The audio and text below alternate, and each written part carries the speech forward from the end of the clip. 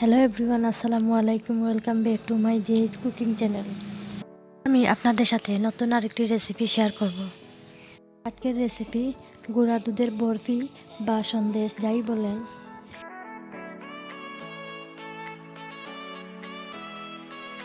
প্রথমেই আমি যে পাত্রে বরফি সেট করব সেই পাত্রটি রেডি করে নিচ্ছি। পাত্রের মধ্যে হাতের সাহায্যে অল্প একটু ঘি লাগিয়ে নেব। আর চুলার মধ্যে একটি পাত্র বসিয়ে 1/3 কাপ লিকুইড দুধ দিয়ে দেব। 1 টেবিল চামচ ঘি দিয়ে দেব। এবার 1/4 কাপ কনডেন্স মিল্ক দিয়ে দেব। চাইলে আপনারা চিনিও দিতে পারেন। একটু নেড়ে দেব।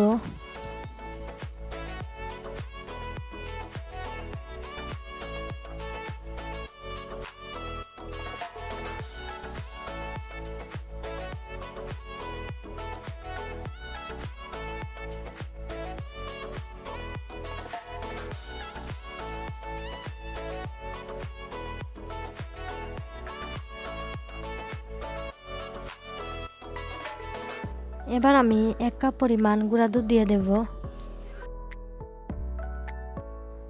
গুঁড়ো দুধ দিয়ে নাড়াটা বন্ধ করা যাবে না, তা না হলে নিচে লেগে যেতে পারে।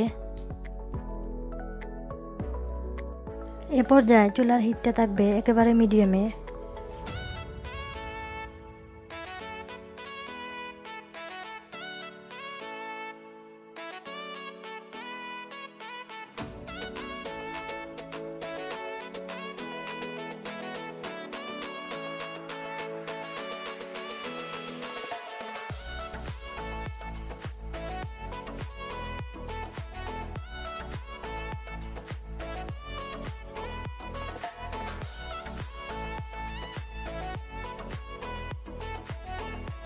নাড়তে নাড়তে দেখবেন এটা অনেকটা আঠালো হয়ে এসেছে।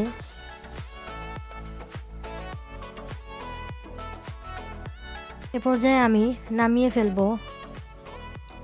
আগে থেকে যে পাত্রে আমি ঘি লাগিয়েছিলাম সেই পাত্রেই ঢেলে দেব।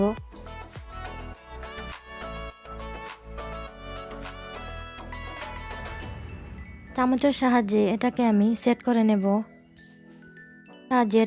সেট করে নিয়েছি। আমি অল্প করে বানিয়েছি, আপনারা চাইলে আরও বেশি পরিমাণে বানাতে পারেন। আর এর উপরে পেস্তা বাদাম আমি কুচি করে কেটে নিয়েছিলাম, সেটা দিয়ে দেব। না দিলেও চলবে। 5 মিনিটের জন্য এটাকে আমি এমনিতেই রেখে দিয়েছিলাম।